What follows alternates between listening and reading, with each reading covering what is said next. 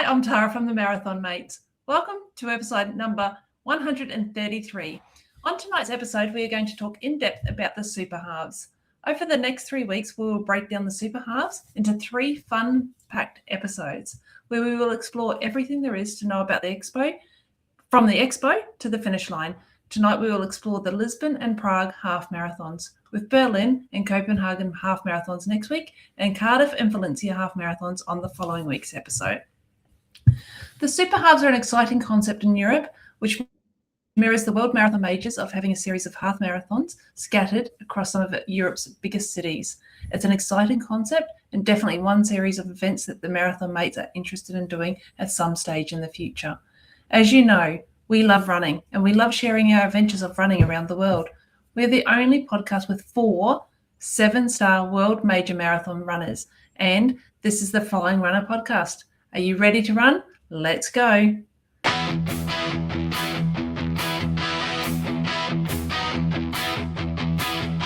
Teach the flying runner, run far, run free. Host the 7 stars, inclusive as can be. It's the flying runner for you and me. Welcome back. Before we have a laugh and work our way through the Super Halves, let me introduce you to my regular co-hosts, Tony, Lucia, and of course Tim, my other half. Get half marathons, the other half. Sorry, he did write in there, better half. I'm not going to say that one. So, guys, it's good to be back after missing the last couple of weeks with work commitments. Apparently, I've missed a few things. One thing I keep hearing about is Lucia's Army. Now, we've got a new hashtag of, obviously, Lucia's Armies. What's that all about? Luch, what's up? Now, if memory serves me correct, I think I'm going to blame Peter for this. So it all came about after what we discussed, what our plans for 2026 are, and how we know that my plans are a little bit crazy. And so Tony put it out there to our listeners, am I crazy, am I insane, or anything else? So it was actually Peter came up with the hashtag Lucia's Army to get everyone on board and backing my plans for this year. So yeah, and one of my other friends who she sent me a message today, she's a few episodes behind, and so she only heard that episode. She only listened to that episode earlier today, and she's behind Lucia's Army as well. So I think it could be a real movement happening in 2026. We'll see. I can see T-shirts. I can see balloons. The whole shebang? Yeah. Socks. Donuts with hashtag Lucia's Army written into the glaze around the top. Or maybe half. Yeah. If there's any sportswear companies that want to get on board, reach out. Absolutely no problem. Oh my goodness. So apart from creating new hashtags, what have we all been up to? Tony, how are you going? Went for a run this week. As you know, I just can't take a trick at the moment. So my back was playing up, so I couldn't run, and then I started running and my knee started playing up, and I think I've done something to, what's it called, the meniscus or something. So, but it was feeling okay. I had 2 weeks off, and then so I went for a run on Saturday, and it felt good while I was running. I listened to a new playlist while I ran, which made it go really quickly. And then on Saturday afternoon, I guess, it started aching again, and I'd iced it, and I'd iced my calves like I normally do. So I could hardly walk on Sunday. Today's been a little bit better. So I think I've just got a couple of weeks off again. So, but I just need to build up the advice I've been given is building up, the quads, the calves, the muscles, the hips, the glutes, the muscles around the knee to sort of give the knee less bounce while I'm out there running. Yeah. So, so apart from that, released an album on Friday. You don't do that every Friday. So it's been a big week. So tell us about the album. Well, it's Your Pace and Glory, and it's 13 songs on an album called The Diary of a Flying Runner, spelled RUNNER to help with the search and the SEO. Yeah, it's just an album I've created around some of the things that we talk about, some of the people that have inspired me, some of the sayings that we have. One of the songs that I really love on it is called Eyes on the Prize, which takes you all the way through a training plan from pre-week to being in love with the plan, to getting strong with the plan, to struggling with the plan, to the taper where your mind starts playing up, and then arriving confident on the start line. And I just love that, how it takes you through all those emotions. And then hopefully I'd like to think that there sometime in the next year or so, someone's going to be listening to that as they're lining up on the start line. But yeah, each song's got a little bit of a meaning there. And over the next 3 weeks on Out and Back, I've broken down some of those songs as to where those inspirations came from and whatnot. But yeah, I was pretty nervous having it go released on Friday. But it's been a really pleasing response and feedback so far. So well done. Well done to me. Yeah, absolutely. Welcome to you. Absolutely. We've got Tim will talk a bit more about that album a bit later on. But what about you, Lucia? How have you been going? Have you done any long runs or park runs? No park runs, because that I can actually reveal something in a sec. But I got one of my longer runs that I've done in a number of weeks, 10Ks on Sunday. It was scorching in Sydney yesterday. Normally, I don't wear my hydration vest if I'm just doing a 10K run. But for some reason, I'm like, no, going to wear it, going to have my flasks. And thank God I did, because it was, by the time I finished by about 8:15, I was sweating something shocking. So I was very glad I had that. But today I volunteered at the Australia Day 10K wheelchair race. Such amazing, like small field. Our friend Maddie De Rosario, she was racing. Just seeing them, like, and the circuit they do. So, it's part of the Sydney Marathon course, but it's a 3-lap circuit, so short laps. And there's one of the inclines in the rocks. So just as you come in past the park height and you're coming up to the rocks, there's a little incline. Some of the guys were just struggling, but seeing the grit and determination that they had was just such inspiring to watch. Great morning. So finally volunteered at something, which was good. So hopefully I'll be doing a bit more of that. But yeah, no, I don't think I'll be doing park runs for a bit. Well, I don't know last night I've done it, to be honest, because I'm also going to be helping out an organisation in Sydney. I think they're just Sydney based. Can2, they raise money for cancer research. So I'll be working with them as a casual running coach, focusing on their 5 and 10K program, which kicks off in 2 weeks. So yeah, very much looking forward to that. Saturday morning from now on in. For the next 10 weeks or something. But then there's something else in the pipeline which I haven't decided if I'm going to do yet. But which actually, let me pose the question to you guys. If you had the choice to do a run, would Monday 6:30 a.m. or an evening one be preference? I would always go the AM. Yeah, always morning. Monday mornings don't suit me travel-wise, but morning runs are better than afternoon runs. Yeah, I'm going to buck the trend. I'd go afternoon, because we're up at 4:45 and out doing something. So whether it's just a walk or a run or some exercise in the house. So 6:30 is a little bit late for me, to be honest, to be exercising. So I'd be looking at trying to tap into something of an afternoon or an early evening. Okay. And if our runners, if you can give some feedback, send it through in the comments or email, that would be great. Then I might be able to reveal what I may be doing. Reveal. And Tim, what has Team Alice been up to? We've been doing a little bit more running, I guess, in the last week or so. So we've, I've increased the distance. I think, Tara, you've stayed the same sort of distance-wise over the course of the week.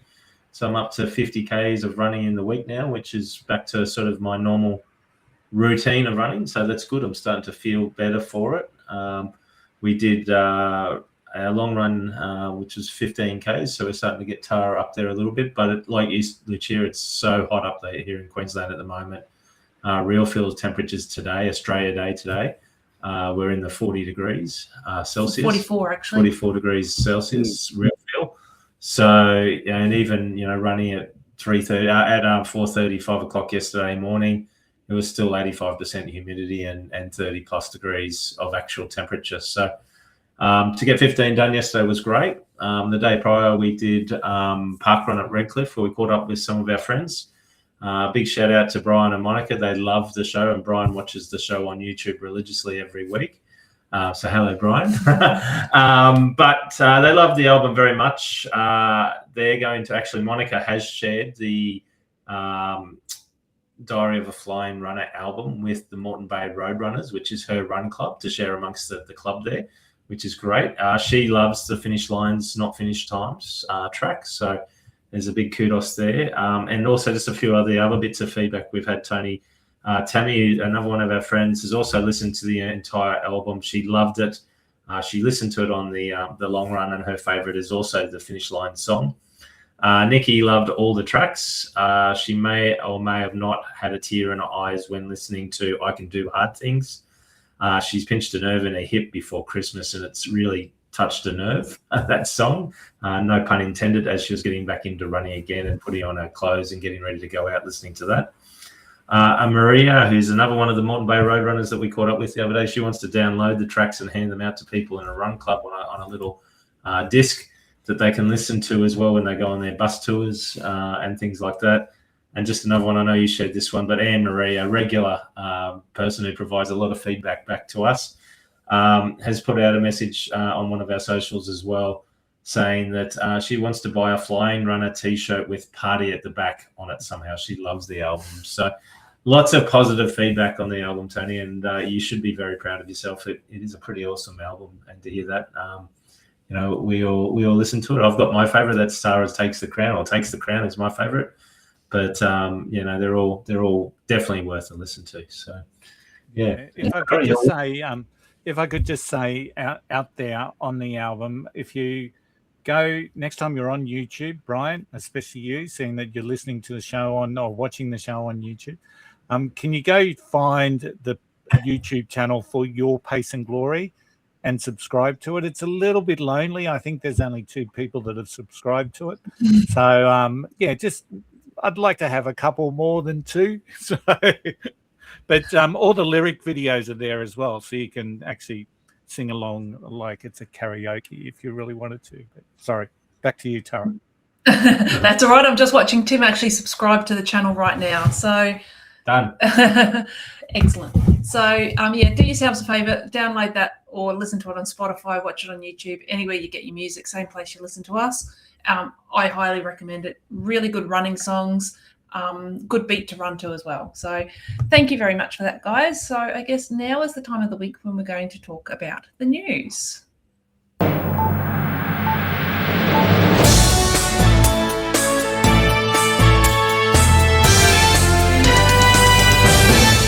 And we're off to the news with Tim once he gets the script back up. Sorry, I was just subscribing my various YouTube accounts. So, Tim, what's been happening around the world this week for the news? Okay, guys, the Boston Elites men's and women's fields have been announced, and I know it's the end of January and it seems a bit early, but it isn't actually that far to go to the first round of the majors. As we know, Tokyo always kicks off the first round of majors. That's always in the first Sunday of March. So it's about a month away for Tokyo. And we know once you hit Tokyo, it's not far then till mid-April for Boston. So to hear them come out this week and announce the fields, which I think are both very deep fields that they've announced in both the men's and the women's divisions. In the men's, John Carrera, who won last year's race in 2:04.45, and then again won Valencia in December in a 2:02.24 time, is returning to defend his title. The men's draw also boasts a whopping 10 men who have broken 2:05 in their careers.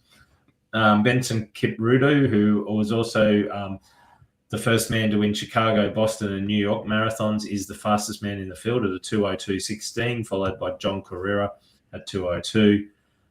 US marathon record holder Connor Mance, who was 4th last year,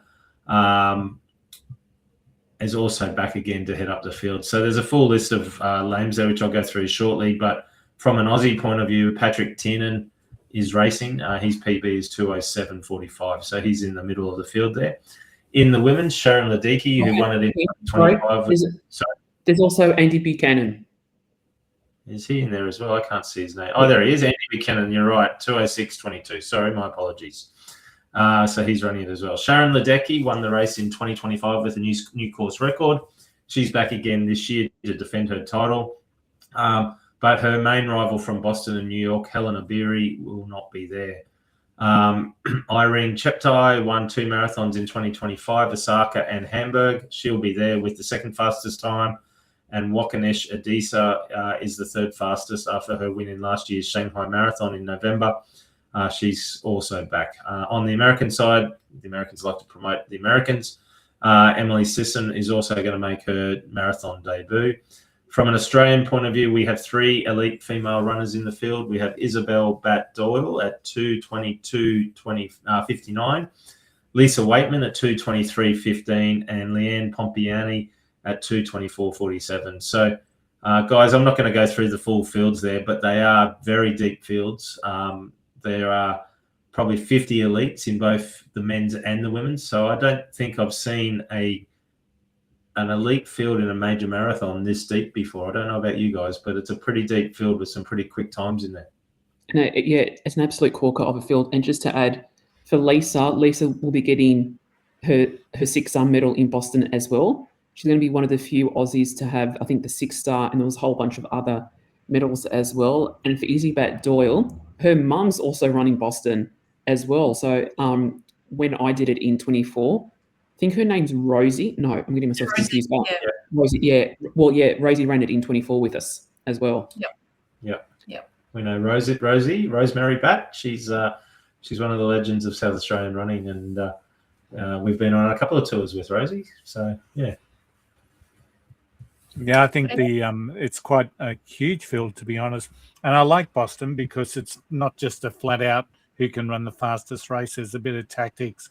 It's keeping something in reserve for the hills, So I'm looking forward. I always look forward to Boston every year, but I can't wait for this one. Yeah, and as you're right. Sorry, Tony, you think back to 2018, the weather conditions play a massive impact on the race, and anyone can win it depending on the weather condition. Yeah, you look at the year you guys did it. It was hot. The year before when we had done it, it wasn't as hot. It was wet. So yeah, you can never count on the conditions for Boston. So it's going to be a cracker. And just a reminder for any of our listeners that are doing Boston, that the 5K ballot opens, I think, tomorrow, Australian time. But on a complete side note, I just want to put it out there. So Harry Styles has announced what he's calling a world tour, but it's only a couple of cities. He's going to be in New York at the time of the marathon. So naturally, I'm going to try and get a ticket. Is he going to be doing New York? And what name is he going to be doing it under? Correct. Who cares? I think you'll find he probably won't be, and I'm almost willing to bet he won't be, because if he's injured and can't perform, he'll lose an awful lot of money.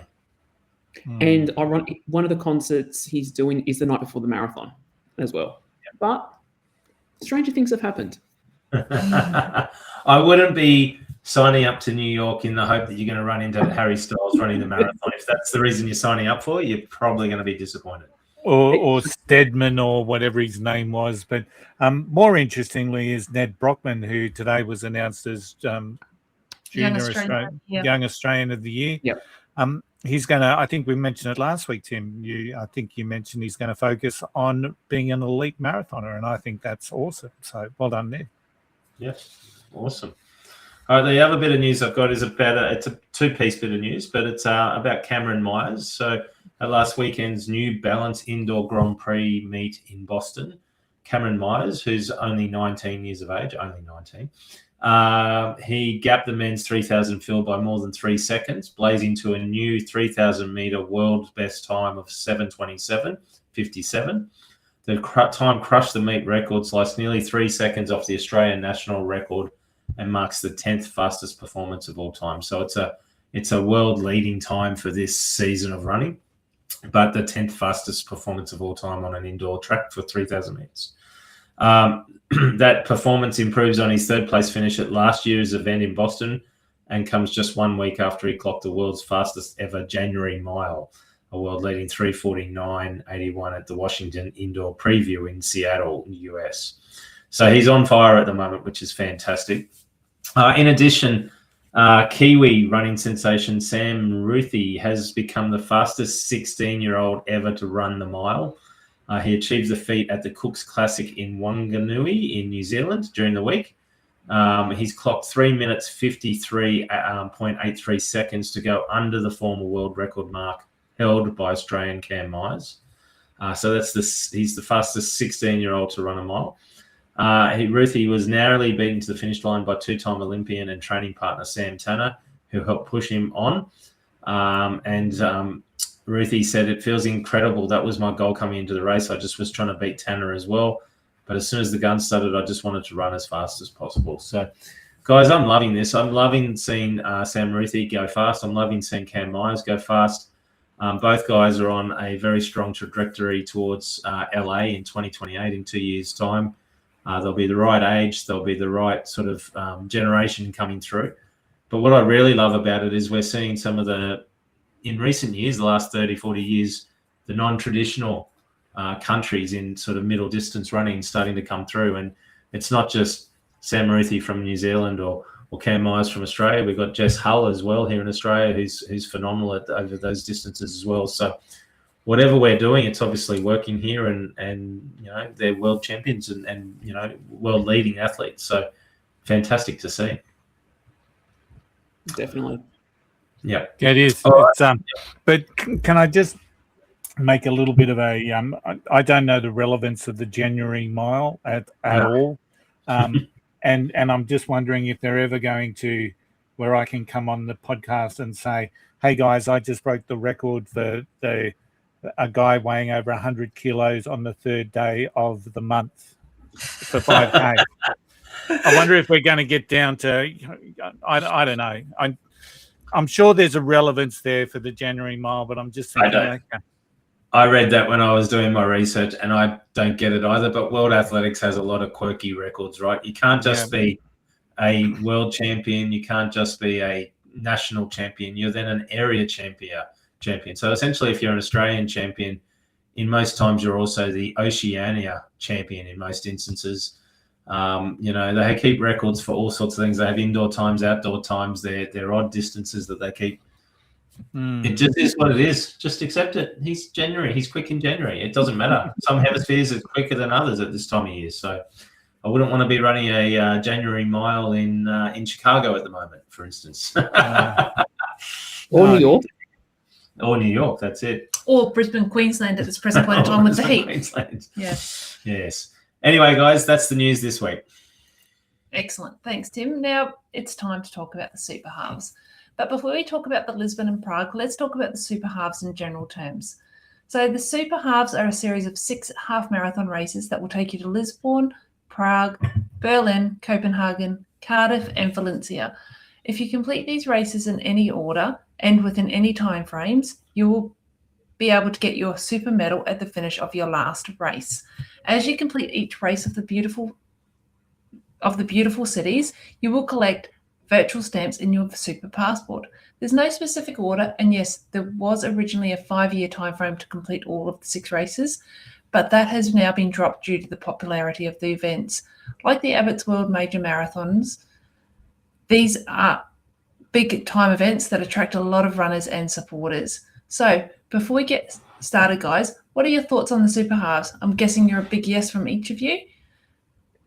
Tim? Yeah, I love the concept. Oh, sorry. Yeah, no, go for it, Luch. Yeah. I love the concept because I'd love to do Valencia Marathon one day, but I don't think I'd make the cutoffs for it. But to still be able to run Valencia and just do a half, I think it gives people who can't step up to the marathon distance, gives them a great opportunity to obtain something like that. And yeah, the only city that I haven't been to I haven't been to Lisbon, Copenhagen, Cardiff, or Valencia. So another opportunity to visit some cities that I haven't been to yet. Yeah, and it's always a good excuse to travel to new places that you probably wouldn't ever get to previously. So, Tony, what's your thoughts on them? Yeah, I like the concept very much. I think biting off a half marathon is not as hard or as difficult or as hard on your body as taking on a marathon while you're overseas. I like that concept. By the looks of it, most of the races are very back of the pack friendly. It seems to have a very welcoming approach, and a lot of people talk very highly. There's a real sense of community around the Super Halves, and I like it. I just really like the concept. Yeah, I love the idea of the Super Halves. It's not everyone is able to or physically able to complete a marathon for whatever reason. They may not want to, they may not physically be able to, whatever happens. This is a really good chance for those people that don't want to step up to the marathon distance or can't step up to the marathon distance to be able to still be involved in a really big event and be able to achieve the equivalent of the 6-star like what we've all got. So I think it's fantastic. I think it's a really inclusive way to make it more accessible for everybody is probably the best way to put it. I agree. I think it's a fantastic concept. The only thing I don't like about it is that it is solely European based, and it would have, it would be a bigger super series if it was world, a different one in each continent or something. But again, that's replicating the Abbott series, I guess, for marathons. So I think it's a great concept. I'd love to be able to get over there and do it all, but it would have been nice if it was a bit spread out. That's only because it's so far for us to travel as a Australian. But for the people in Europe, it's a fantastic way for them to do it. And really, when you think about the world majors, they're predominantly all in America. So anyway, thanks for that, guys. So now let's get started about the first event on our list tonight, the Lisbon Half Marathon in Portugal. Tony, can you tell our listeners a little bit about this event? Yeah, absolutely. It's usually held in March. It's held in Lisbon, of course, hence the reason why they call it the Lisbon Half Marathon. This year it's being held on 8th of March. So I'm not sure. Looking at some of the research I did today, some of the dates differ year by year, but this year it's the 8th of March.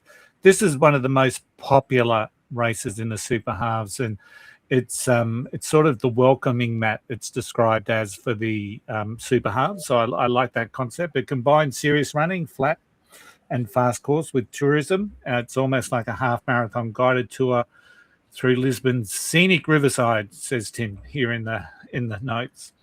To give you an indication that it can be a fast course, the women's course record is 105.30, held by Almas Ayana from Ethiopia, and the men's course record is 57 minutes and 31, and that's held by Jacob Kiplimo. There's also a 10.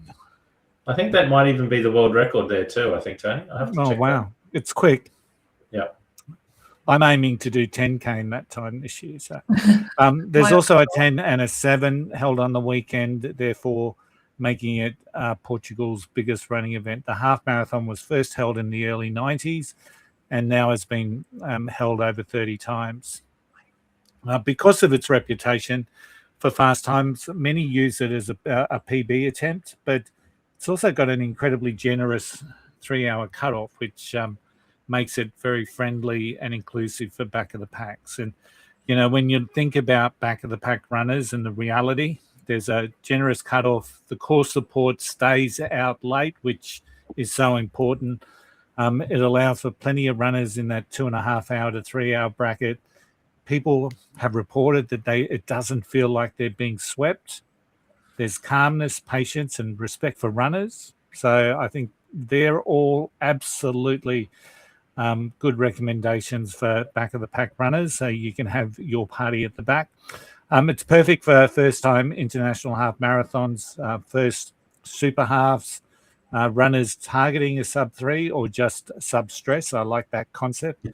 Back of the pack runners wanting to feel included. Anyone who wants to have a confidence-boosting race. So maybe in 27 I might look at Lisbon because I'm going to need some confidence after the year I'm having. If Super Halves is the journey, Lisbon is the welcome mat. That's where I saw the comment. So I love that. So it says you belong here. Take your time. Enjoy your run. So there's a lot to like. But what are you going to do when you're in Lisbon? There's the historic neighborhoods. I'm not going to go through them all, but it's a very beautiful city from a historic point. There's a lot of scenery. There's lookouts that offer sweeping views across the city and the landmark. The 25 April Bridge, Lisbon's most recognisable landmark, is a striking red suspension bridge spanning the Tagus River between Lisbon and Almada.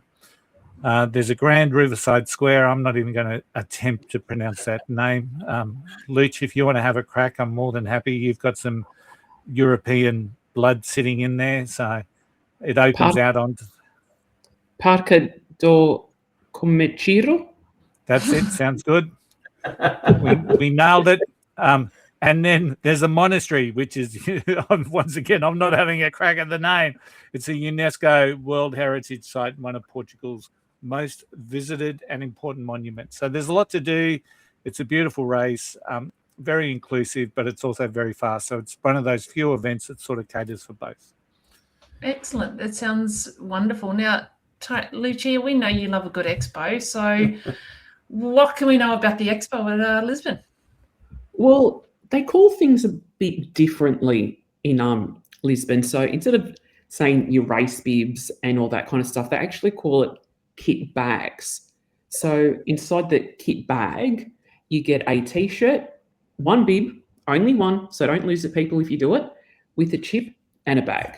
The expo takes place on Thursday, Friday, and Saturday.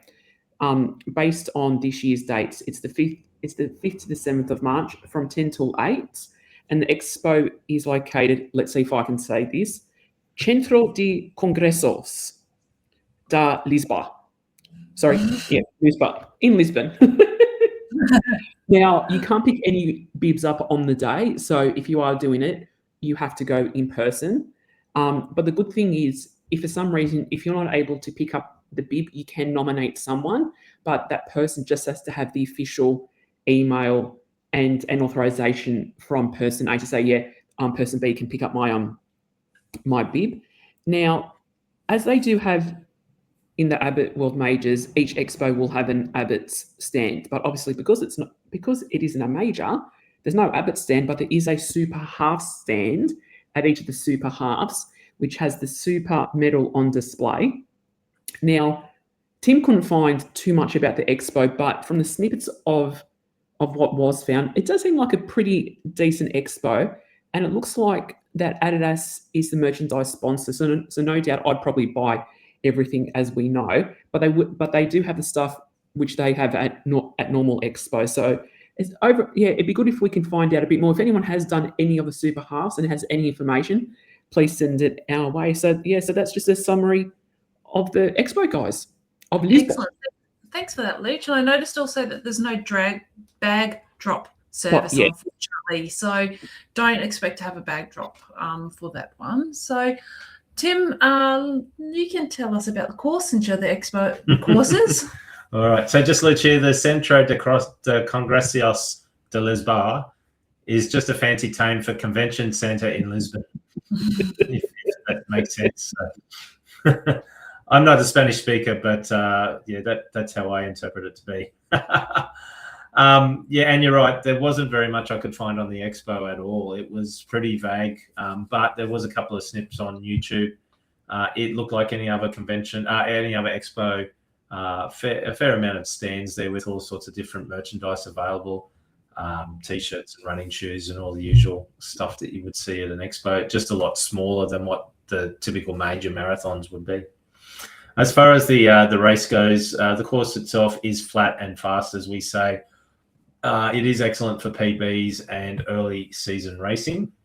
The course itself generally follows the shore of the River Tagus, but it has an unforgettable start crossing point. So it is a point-to-point course. It is not a circuit of the city. It is definitely a point-to-point. So you start on the southern side of the Tagus River, and the first thing you do is run over the 25 of April suspension bridge. That's the first thing you do. You head north over the Tagus River, and it's a bit like, it reminds me a bit of New York Marathon, where you start in Staten Island and you're only there for a very short period of time. So getting out to the start line, you do need to arrange travel to get out there, public transport and the like. You run over the very stunning 25 of April bridge, and then you keep heading north and you do a north turn. So you go up probably 2 or 3 kilometers after the bridge and turn around, head back across along the same section of course again, before you then head towards the east for a little while along the river past the National Museum de Arte Antigua, which probably means antique art, before then turning around and coming back along the river. And you keep coming down again past the Palacio Nacional de Belém, whatever that is, a national palace. And then, yes, past the Central Cultural de Belém as well. And you keep heading west for some time before turning around and running again along the river. Now, my understanding is the section along the river is the old part of Lisbon. It's very scenic. The videos I saw of it were old historic buildings along the waterfront. And you come back towards the suspension bridge, and you finish sort of halfway along there before you hit the suspension bridge there, the 25th of April bridge. So looking at the course itself, because it's run mainly along the riverfront, it is flat. There are plenty of drink stations along the way. There's plenty of music out on course, lots of toilets as well. The crowds itself are a bit mixed. Obviously, you're starting on one side of the river, so there's crowds that are at the start line there, which are the locals in that part of town. Obviously, not a lot of crowds along the bridge, as we find when we do races. And then it says it's got a mixed crowd exposure, huge crowds near the start and finish, but smaller and more enthusiastic groups along the riverside sections. Expect to hear local music setups and volunteers cheering through the crowd, but the density varies from very thick to very thin. And there are very quieter out and back stretches beside the river. Drink stations are generally set up every 3 to 4 kilometers with water and sports drinks available. And then you finish, as I said, on the riverside at a park space with space for photographs and celebrations afterwards. Everyone who crosses the finish line will receive an official finisher's medal, which is actually quite cool. It usually has a city theme on it, and the ones that I've seen over the last few years they're ones that I would enjoy to have in my collection of medals. They look really good. They also do have official merchandise booths that sell commemorative gear there, which is separate from the Expo. And then there's a big post-race food and drink area as well. So I could imagine lots of paella. That's Spanish, but I guess that would be in Portugal as well. What else do you have? Portuguese sausages, I guess. Yeah. And little Portuguese tarts. Portugal. Oh, imagine one of those at the finish line. That'd be fantastic. So, yeah, it looks pretty good as a race. The videos I saw were pretty good. I have heard some comment that it is a bit narrow in parts of the course because it is the old sections of Lisbon, and because of that narrowness, it can get a bit crowded at times on the course there. One of our previous listeners, Hayden Hubbard, has been there and run that, and he does have a video on his YouTube channel as well, showing the course and the highlights of it. But to me, it's a course that I would like to run. It looks very scenic. It looks stunningly nice through those heritage buildings and the old part of Lisbon. So, yeah, definitely one that I would put on my map, I think. What about you guys? Yeah, it sounds Definitely. great. Sounds good. Yeah. Yeah, I'm always up for any trip anywhere. So, and hey, it's an excuse to go to Portugal. So yes, absolutely. Why not? Yeah, absolutely. Thanks for that, Tim. So that's the Lisbon Half Marathon, guys, and it's certainly a good event for us to get started on our Super Halves journey. Next up, we have the Prague Half Marathon. So, Tony, can you tell our listeners about the Prague Half Marathon? Yeah, so this one's another one in March, and one of the things that I saw in some of the stuff I was reading about is that the weather is usually a very kind ambassador at this time of the year in Europe. So it's a little bit of a secret weapon, they say. So the weather should be still pretty cool. So it's usually in late March. This year it's being held on the 28th. Tracks a field of 16,000 runners. The women's course record is 104.52, which is a little bit quicker than Lisbon that we just spoke about. Held by Jocelyn Jepkoskai from Kenya, and the men's record is 58.42, held by Atsudu Tiske from Ethiopia. Now, it's an unforgettable race for many reasons. Is the Prague Marathon. It's got stunning scenery. It goes across the Charles Bridge, Prague Castle, the National Theatre, some castle that I can't think the name of, and a concert hall. The event's motto is "All runners are beautiful." They haven't seen me running yet, but all runners bar one, if ever I run it. And that's reflected in the varied field of runners. Once again, It was set up with one simple goal in mind: to inspire the people of the Czech Republic to get active and become healthier and happier. And now, almost 25 years later, it's become one of Europe's most popular half marathons. The race is a bit of a loop course of Prague with breathtaking views of Prague Castle along the way. Runners are treated to a party atmosphere. And just from a back of the pack perspective, once again, we have a very cool, generous cutoff. It's around 3 hours.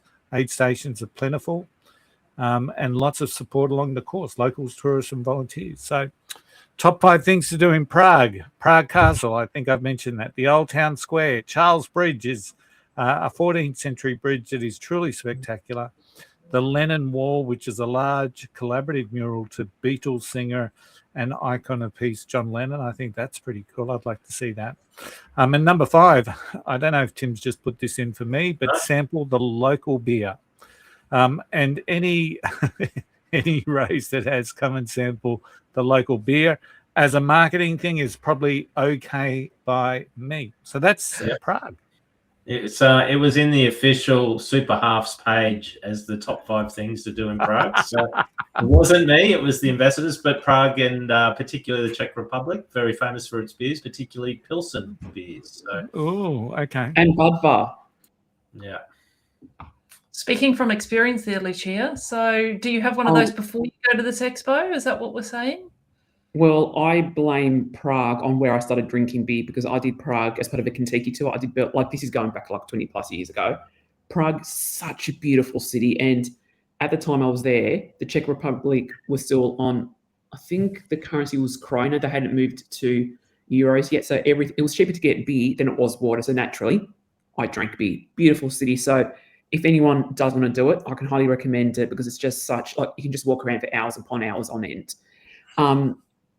So the expo, I think Tim's trying to wind Tony and I up in trying to give us names that are just impossible. Well, I'm not even going to try and attempt it. But the expo, so similar with one in Lisbon, the bibs can only be picked up at the expo. So, and it takes place from March 26 to 28.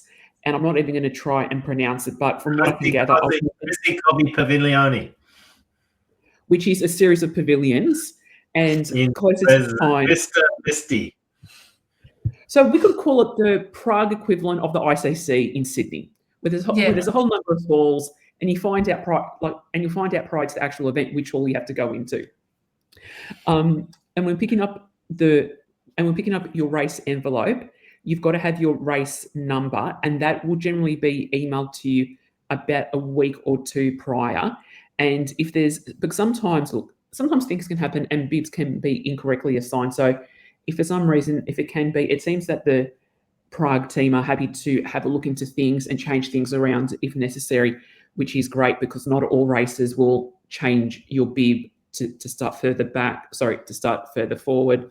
But it seems that the team in Prague are very committed. But the thing about this one is that the race is on the Saturday.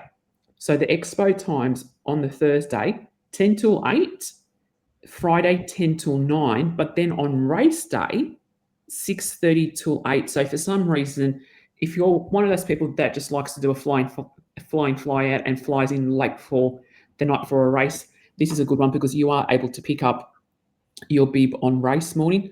But again, it's similar to our friends in Lisbon. Your bib has to be collected with ID, with photo ID, and in Europe, they have what's called a national ID card. Well, a lot of the EU countries, and sometimes they actually take that instead of a passport if people don't have passports. So your ID or passport, and also email confirmation about your runner's number, which you can find in your runner's ID as part of the Prague Half Marathon site. And as I said, that you generally find out your race number about 1 to 2 weeks prior. So each runner, again, has to pick up their own race bib. However, it can be picked up by an authorised person as long as the authorisation... Now, is this right, Tim? As long as it's been signed by a power of attorney signed by a lawyer. That's what it says on their website, and this is direct from the Prague Half Marathon webpage. Yes, you must have a power of attorney signed by a lawyer. Didn't say if they were any good as a lawyer, but if you wanted somebody to pick up your stuff, you had to get somebody who was a lawyer to sign a power of attorney form. So it must be some legal thing in the Czech Republic. But I think out of all the races we've ever talked about, it's the first time we've ever heard anything like that.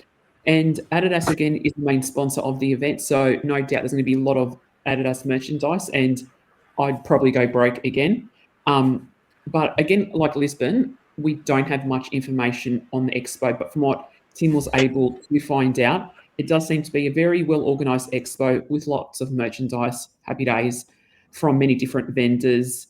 And it does seem to have favourable reviews from the people who have attended. So again, if any of our listeners have done Prague or know anyone that have done it, please send us some feedback, because it'd be great to hear first-hand experience. Excellent. Thanks for that, Lucia. So now we're going to go to Tim for the course description, because this seems to be his specialty at the moment. So, I don't know about that. So yes, you mentioned race day pickup of your bib and stuff. Yes, you can do that for between whatever it was, 6:30 and 8, because the race doesn't start till 10 a.m.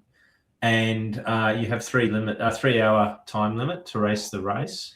But the 3 hours is from when the gun goes at 10 a.m. So with a field of 17,000 to clear it, if you're a back of the packer, it's probably more like a 2-hour 40 cutoff. But the good thing is they do set up the time limits at each kilometre marker, telling you what time you need to be at that marker by in order to stay in front. They do have paces, and the paces run at 1 hour 30, 1 hour 40, 1 hour 45, 1 hour 50, 2 hours, 2 hours 15, and 2 hour 30 paces. So plenty of opportunity to be able to find a pacer that will suit more or less your time as well. They do have toilets available at each refreshment station, which is good, and in the technical facilities, which they call them technical facilities at the start and the finish, but really they're just a fancy name for toilets and change rooms. But anyway, technical facilities. I don't know what you're doing in there that's that technical, but anyway. This one, the Prague Marathon, does have a bag drop. It is located in the technical area, and it's where you hand over your belongings to a volunteer standing at the appropriate box corresponding with the last 2 digits of your bib number. The bags that they accept are 25 centimetres by 45 centimetres by 70 centimetres, so they're pretty reasonable sized bags. You can put enough in that, I would imagine. So that's the race stuff itself. As far as the race, it is a loop course, Tony. As you said, it is centred on the main river there in Prague, and if I get this terminology right, it is the Vltava River. Is that right, Lucia? You've been there, Vltava River, something like that. Okay, Tim, you need to remember, I went to Prague about 20 years ago, and I'd had many beers each day I was there, so sounds good. Vltava River, there you go. And it's a loop essentially along the river. So it starts off it's essentially an anti-clockwise loop. You start on the northern embankment, and then you run to the west for 2 kilometres. You go over the bridge that's down in that area. It's not the Charles Bridge, but it's one of the bridges there. You do another big sort of a loop around that area there, which takes you out and back for a little bit. And then you come back out onto the river itself, where you keep running along the river for a few more kilometres before you cross over again at about 19.5 Ks. And then from there, it's a big sprint to the finish. Start and finish is at the same location, which is great. It's all in the one spot. Plenty of refreshments, plenty of music along the course, plenty of entertainment, and lots of toilets, as we said as well. So again, this one looks interesting. It looks like one that I'd love to do. I have Czech heritage. My grandfather was Czechoslovakian back in the day. So it would be definitely one that I'd like to do. It's also one our Tara's and I wedding song is Never Tear Us Apart by NXS, which was filmed. The film clip for that was filmed in Prague. So there you go. We'd love to go back there and probably have a look at the images that are in the video of our wedding song. See, I'm a bit soppy romantic. I remember those sort of things. Oh, my God. I've just been looking at the merch too, and all runners are beautiful, features very prominently on their T-shirt. So I think they look good. I wish I could buy some. Yep. So definitely, I think one that I'd love to get to, Tara. Yeah, absolutely. I'm always, again, up for a holiday anywhere in the world. So yes, absolutely. Now, Tim, I just need to go back to the technical tent that you had, and you're asking what sort of technical things you would be doing in there. Yeah. You have obviously never had to put on a running bra or a crop top, or take one off when you're wet and sweaty. So that's my technicality thing. Lucia, you can relate on that? 100%, especially after trying to take off my sports bra yesterday. No, sorry, actually putting it on because I was already sweaty when I got out of bed. Yeah, but wouldn't you have that on before you get to the race precinct? If it's the change rooms, I'm just saying these are the technical things that females have to deal with. Well, sometimes like people may bring a complete change of clothes to post-race. Yeah. I'm with you, Tara. I guess if you got to then jump on a plane to fly home afterwards, maybe. Don't know. That 3 hour start time does not. I just did a quick search. The official start time, of course, as Tim said, is 10 a.m., but it can take anywhere from 30 minutes to 1 hour to cross the start line, depending on your grouping. So if it's 3 hours from 10 o'clock and you're in the last grouping, you've got 2 hours, my friend. So maybe not as back of the pack friendly as what it may appear. That's come direct off their website. Maybe there's a translation issue there or something. Maybe it's from when the last runner goes, but it definitely said that it's 3 hours from the 10 a.m. start time. Yeah. And it says groupings are typically put together based on your projected finishing time. So yeah, put 1 hour and 10 minutes down if you're a back of the packer. Just smudge it a little bit. I know one's ever done that before. Never. All right, so that wraps up the first two of the 6 Super Half events. As we said earlier, we're going to do the same again next week for the Berlin and Copenhagen half marathons. Before then, wrapping up our 3-part series with the Cardiff and Valencia half marathons. We hope you've all enjoyed this lot. Now, we're going to throw it over to Tim's tip, I believe, is about the right spot for this one. So it's about that time of the week where we get the tip from Tim. Tim's tip, just keep your pace. No need to win, no need to race. Feel the earth, feel the sky. Tim's tip says, just give it a try. Yeah. Excellent. Tim, what is your tip of the week? Wow, how awesome is that music? It sounded awesome. So my tip this week is challenges. It's all about challenges. And the Super Halves are a challenge. Running 6 half marathons in 6 different locations, it's a challenge. And challenges are great because they keep you motivated. They're one of the things that I really enjoy. I'm a person that loves challenges. I love puzzles. I love trying to plan a trip and work everything out and line it all up and make sure it all happens. And I know a lot of runners, and we've talked about this in the past, when they finish their world marathon majors, they sort of lose their mojo because they don't have that challenge of trying to get 6 or 7 or 8 or 9 world marathon majors completed. So this is an exciting concept, the Super Halves, because it adds another challenge for runners out there around the world. But challenges don't have to be things like the Super Halves or the world marathon majors. It could be just doing a dopey challenge, or it could be just doing the Gold Coast double, or it could be even just stepping up and doing your own personal challenge, like what Tony set himself this year, a sub 1 hour 10K race, if he can get over his injuries and niggles, right? That's a challenge. And having those challenges keeps us forward focused. It keeps us thinking straight. It keeps us getting out there and motivated to get up in the morning and do our runs, or do them in the evening if that's what you prefer, sickos, whoever does that in the evening. But it really is something about, there is something about challenging yourself. And at the same time, incorporating travel into a challenge is fantastic because it gives you that reward afterwards. You go and do the race, and then you travel, you enjoy it, and reward yourself for achieving some part of that challenge along the way. So my tip this week is look at things for challenges. Look at events like the Super Halves as a challenge and try and set yourself up to do it over a number of years and achieve those goals. So, yeah, go for your challenges. That's my tip this week. Thanks, Tim. So this episode is about Tara. Can I just butt in? I just want to go back to Prague for a little bit. So I just did a quick search for their results from last year, and there were 14,171 records, and the last person was a person called Mo McCourt, who had a official time of 3 hours 47 and a chip time of 3:23. So maybe they're a little bit more flexible than that 3 hours from 10 o'clock. So I would say they would be. I would say it's a translation error on their website. And Tony, can you just repeat that guy's name again for me? Mo McCourt. He's 75-year-old from Ireland. So what? If I had a tennis court and it was grass, he could come and mow it for me. Oh. That's what I was hearing. I was just hearing Mo McCourt. Sorry. Sorry, I'm not Mo. trying to pay out his name. I'm just checking that I was hearing things. Mo, I know you're a big listener of the podcast, Mo. So We apologise. Yeah, we apologise sincerely.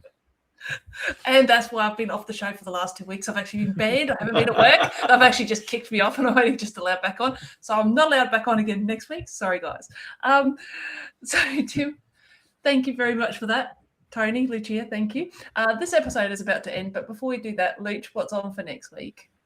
Excellent. Thanks, Sarah. So next week, we are going to be going into our second part of the 3-part series on the Super Half. So next week, we're going to be focusing on Berlin and the Copenhagen Half Marathons, and we're going to explore what makes these events so special. So including the expos, from everything from the expo to the finish line. As we keep saying, we are the only podcast with 4 7-star world major marathoners. And as usual, it's going to be another great episode, one you're not going to want to miss. Excellent. Thanks for that, Lucia. So that's it for this week's show. As usual, it's been another fun one, and hopefully we've inspired some of our listeners to maybe jump on board for the Super Halves train. We love making this podcast for you, our listeners. If you run one or both of these events we've talked about tonight, why not contact us or message us on Instagram, Facebook, or email us at happyrunning@flyingrunner.com and tell us your thoughts. We love getting your feedback and we'll reply to most messages in a very timely manner. You may also want to send us a message about the music that Tony created via your Pace and Glory profile.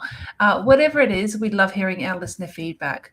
You can watch this episode on Spotify and YouTube, or listen on Apple, Amazon, and all major platforms. And that goes for the Flying Runner music as well, which is your Pace and Glory.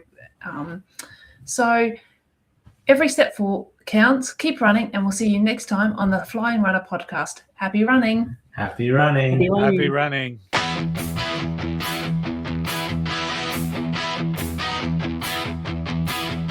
Teach the flying runner, run far, run free. Host the 7 stars, inclusive as can be.